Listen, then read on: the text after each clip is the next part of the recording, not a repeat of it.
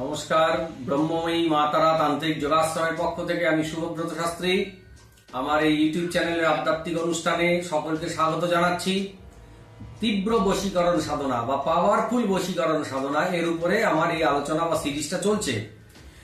প্রথম এপিসোডে আমি যেটা বললাম যে কামেশ্বর শিবের মন্ত্র দিয়েছি, সেটা খুবই পাওয়ারফুল শক্তিশালী মন্ত্র। যারা শৈব মন্ত্র সাধনা করো তাদের পক্ষে খুবই উপকারী মন্ত্র।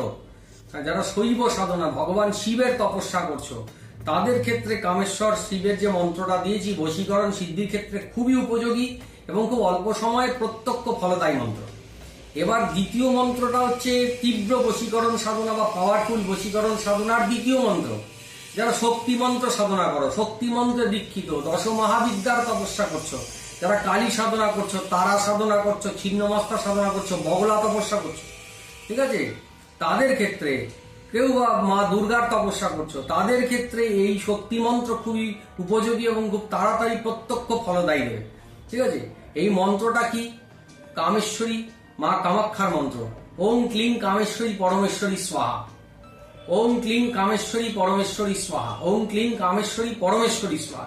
আমার মন্ত্রগুলো ছোট কিন্তু মহাশক্তিশালী। এই মন্ত্রটা 3 লক্ষ বার জপ করতে হবে। রুদ্রাক্ষের মালায় 3 লক্ষ বার জপ করতে হবে। যদি কামরূপ কামাক্ষার নীল পর্বতে বসে 10,000 জপ করতে পারো তাহলে এই মন্ত্র সিদ্ধি হয়ে যাবে সারা জীবনের জন্য। বাড়িতে বসে জপ করলেও সিদ্ধি হবে, সময় লাগবে মন্ত্র জাগরিত হতে। কিন্তু কামরূপ কামাক্ষার নীল পর্বতে, ঠিক আছে, মা কামাক্ষার মন্দিরের আশেপাশে বসে কোনো শান্ত নিরিবিলি জায়গায় বসে যদি 10,000 বার জপ করে আসতে পারো তাহলে খুব তাড়াতাড়ি মা কামাক্ষার কৃপা লাভ হবে, খুব তাড়াতাড়ি মন্ত্র জাগরিত হবে, মন্ত্র সিদ্ধি হবে, মন্ত্র প্রত্যক্ষ ফলদায়ী হবে। কেউ যদি এই মন্ত্রটা বাড়িতে বসে সাধনা করছো, সময় সুযোগ বুঝে কামাক্ষায় চলে যাও। 3 দিনের ছুটি নিয়ে 3 রাত গিয়ে কামাক্ষায় জপ করো। 3 রাত কামাক্ষায় জপ করলে মোটামুটি 3 দিনের মধ্যে 3 10 30,000, 25-30,000 জপ হয়ে যাবে। এই মন্ত্র খুব পাওয়ারফুল শক্তিশালী হয়ে যাবে। তারপরে বাড়িতে এসে তোমাকে সাধনাটাকে কন্টিনিউ করতে হবে। এই কন্টিনিউ করে এই মন্ত্রটাকে কমপক্ষে 3 লক্ষ বার জপ করতে হবে।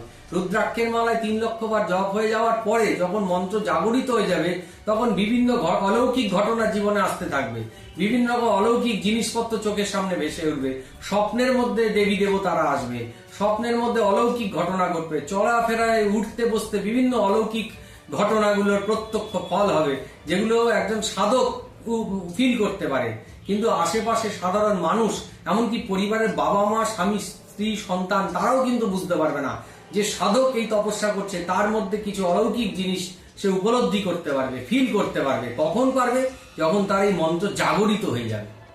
ঠিক এই ফর্মুলায় যদি সাধনা করতে পারো খুব তাড়াতাড়ি অল্প সময় মন্ত্র জাগরিত হবে এবং এই মন্ত্রকে তুমি সারা জীবন প্রয়োগ করতে পারবে। এই মন্ত্রটা জপ করার 3 লক্ষ জপ করার পরে প্রয়োগের সময় বশীকরণের তিথি নক্ষত্র দেখে প্রয়োগ করবে।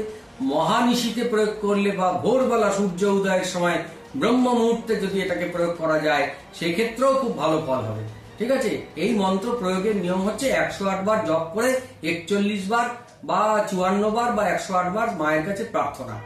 যত বড় শত্রু হোক, স্বামী স্ত্রীর অশান্তি হোক, দাম্পত্য অশান্তি, প্রেম ভালোবাসা সম্পর্কিত শত্রুতা, অশান্তি, পারিবারিক অশান্তি, যে কোনো বশীকরণের ক্ষেত্রে, মিলনের ক্ষেত্রে, মিলমিশের ক্ষেত্রে, কেউ ছেড়ে চলে গেছে, কেউ বিদেশে চলে গেছে, কেউ আমেরিকায় চলে গেছে আপনার বয়ফ্রেন্ড, কিংবা কেউ বান্ধবী গার্লফ্রেন্ড তাকে ছেড়ে দিয়ে চলে গেছে, বিদেশে চলে গেছে, সেখান থেকে কাজে রয়েছে, ফিরতে চাইছে না, সেই ক্ষেত্রেও এই ধরনের প্রয়োগ, এই মন্ত্রের প্রয়োগ যদি করা হয় ঠিকভাবে, ঠিক আছে, এমনি ছোটখাটো কাজ একদিনেই করে দেবে। খুব পাওয়ারফুল ফল পেতে গেলে 3 রাত জপ করতে হবে এবং অত্যন্ত শক্তিশালী। কেউ ছেড়ে বিদেশে চলে গেছে, তাকে টেনে আনতে গেলে পূর্ণিমা থেকে অমাবস্যা পর্যন্ত 15 দিন এই প্রয়োগটা প্রত্যেক দিন করতে হবে।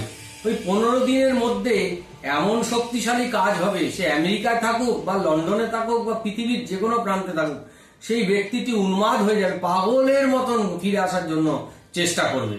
ঠিক আছে, তাই এই মন্ত্র প্রত্যক্ষ ফলদায়ী মন্ত্র। গুরুর অনুমতি নিয়ে এই মন্ত্র সাধনা করলে অবশ্যই দারুণ ফল হবে, বশীকরণ হবেই হবেই হবে। ঠিক আছে, আজকের এপিসোডটা এই পর্যন্তই। পরবর্তী এপিসোডগুলোতে তোমাদের নজর থাক বশীকরণ সিদ্ধির উপর। বশীকরণ, পাওয়ারফুল তীব্র বশীকরণ সাধনার আরো বিভিন্ন বিষয় নিয়ে আমি আলোচনায় আসছি। ঠিক আছে, সকলে ভালো থাকো, সুস্থ থাকো। জয় মা তারা, জয় জয় তারা।